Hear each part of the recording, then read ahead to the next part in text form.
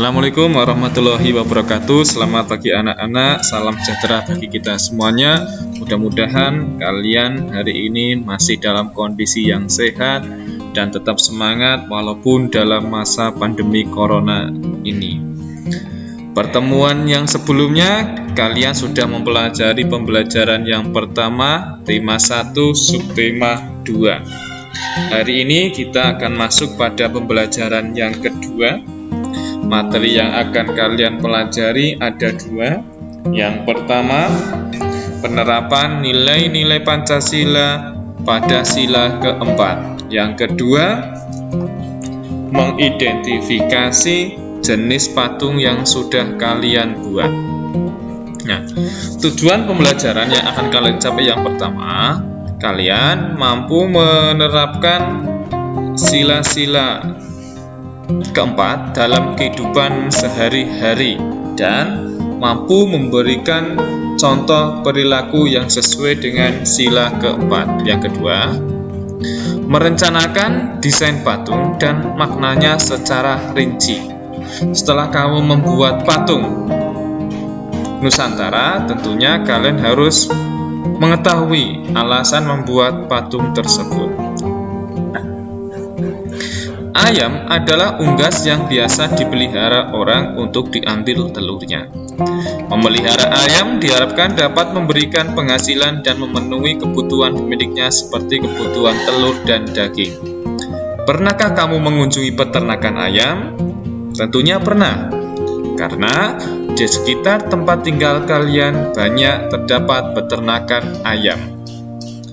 Bisa kalian amati apakah peternakan ayam itu lokasinya dekat dengan perumahan warga atau mungkin jauh dari perumahan warga? Ya, betul. Peternakan ayam yang ada di sekitar kita itu biasanya terdapat jauh dari pemukiman warga. Tentu ini ada alasannya. Untuk lebih jelasnya lagi, mari kita membaca teks bacaan berikut. Santi sangat sedih.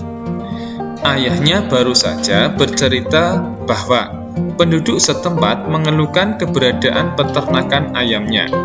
Mereka tidak tahan dengan bau yang berasal dari peternakan ayamnya. Santi bingung.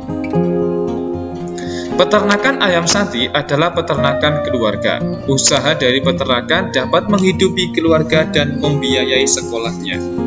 Santi memiliki peternakan ayam petelur.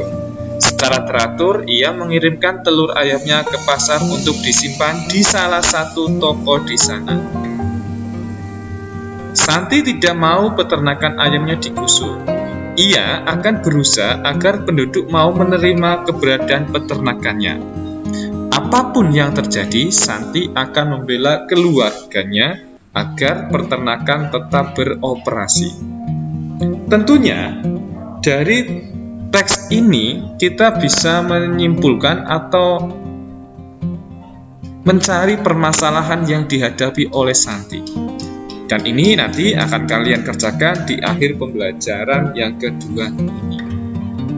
Apakah ada hubungan bacaan ini dengan sila-sila keempat Pancasila? Tentunya ada. Nanti di dalam menyelesaikan masalah yang dihadapi oleh Santi tentunya akan diadakan dengan musyawarah.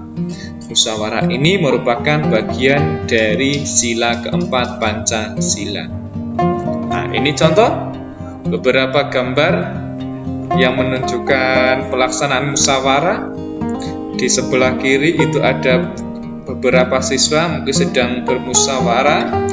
Kemudian di sebelah kanannya atau bagian tengahnya itu sepertinya pemilihan umum atau pemilihan kepala desa.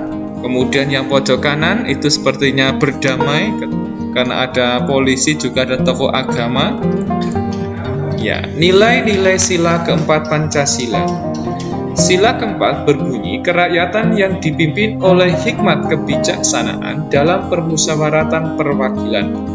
Sila keempat mengandung makna pemerintahan dari rakyat, oleh rakyat, dan untuk rakyat dengan cara musyawarah untuk mencapai mufakat. Berikut contoh pelaksanaan sila keempat Pancasila. Yang pertama, tidak memaksakan keinginan atau kehendak. Apabila kita memiliki keinginan dalam sebuah forum, kita tidak boleh memaksakan keinginan kita supaya orang lain mengikuti dengan kemauan kita. Yang kedua, bermusyawarah. Inti dari sila keempat itu adalah bermusyawarah. Musyawarah untuk mencapai mufakat. Segala permasalahan, segala keputusan baiknya dimusyawarahkan terlebih dahulu. 3. Mengutamakan kepentingan orang banyak. Kepentingan orang banyak harus diutamakan di atas kepentingan pribadi atau golongan. Dan yang keempat, menjalankan keputusan yang telah disepakati bersama, tentunya dengan rasa penuh tanggung jawab. Itu beberapa contoh pelaksanaan sila keempat Pancasila. Nah, sebagai sahabat manusia, hewan tentunya banyak memberikan inspirasi dalam karya seni. Salah satunya adalah seni patung. Berikut adalah beberapa contoh patung yang idenya terinspirasi dari hewan. Ada patung ayam dan ada patung bebek. Tentunya, setiap seniman yang akan membuat patung, dia memiliki inspirasi atau ide apa yang akan dikembangkan untuk membuat patung. Dan tentunya ada makna dari pembuatan patung tersebut. Nah, di pertemuan sebelumnya kamu sudah berlatih membentuk model sederhana dengan bahan yang kamu miliki. Bahan apa anak-anak? Ya, bahan plastisin. Ada pula yang menggunakan bahan tanah liat. Bahan-bahan tersebut termasuk bahan yang lunak. Kita bisa melihat hasil dari kalian pada subtema 1. Ini pertama, Pak Guru lupa ini punya siapa. Ini juga ada lagi. Ini satu lagi. Ini ya, ini juga hasil karya kalian, punya siapa Pak Guru lupa. Dan ini gajah ya. Tentunya anak-anak, ketika kalian membuat patung jenis seperti ini, itu muncul dalam pikiran kalian, dalam bayangan kalian. Oh, aku ingin membuat patung gajah. Kenapa aku memilih patung gajah? Berarti aku ada alasannya. Apa mungkin mudah dibuat? Ya, bentuknya unik, atau mungkin kalian pernah dulu ketika piknik ke Gunung Tenten pernah naik gajah, jadi ingin membuat patung gajah. Ada lagi ikan. Kenapa kamu membuat ikan? Apa karena kamu punya ikan di rumah, atau karena kamu pernah mancing mendapatkan ikan dan lain sebagainya. Jadi intinya, ketika pematung ingin membuat patung, dia akan menemukan ide atau gagasan. Nah, setelah dibuat tentunya ada makna dari patung yang sudah jadi. Nah, tugas PP2 subtema 1 tema 1 ini apa anak-anak? Yang pertama, muatan PKN KD 31 dan 41. Berdasarkan teks bacaan di atas yang tadi sudah Pak Guru bacakan dan kalian menyimak, tentukan apa pendapatmu tentang sikap Santi. 2. Apa pendapatmu tentang sikap penduduk? 3. Apa yang sebaiknya Santi lakukan dalam menghadapi masalahnya? 4. Apa yang sebaiknya penduduk lakukan terhadap keberadaan peternakan ayam? 5. Tuliskan 3 contoh perilaku dalam kehidupan sehari-hari yang sesuai dengan nilai-nilai Pancasila sila keempat. Ini untuk PKN. Untuk muatan SPDB KD 34 dan 4.4, setelah kamu mengumpulkan patung, tentukan apa nama patung tersebut dan alasan kamu membuat patung tersebut.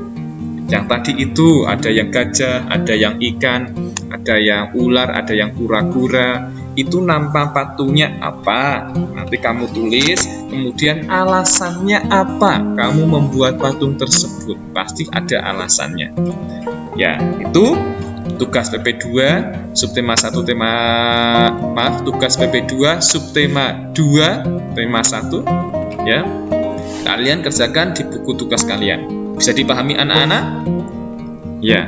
Itu saja yang bisa Pak Guru berikan pada pembelajaran yang kedua subtema 2 tema 1. Tetap jaga kesehatan, jaga jarak, semangat, kita pasti bisa. Aku akhiri, wabillahi taufiq wal hidayah. Assalamualaikum warahmatullahi wabarakatuh.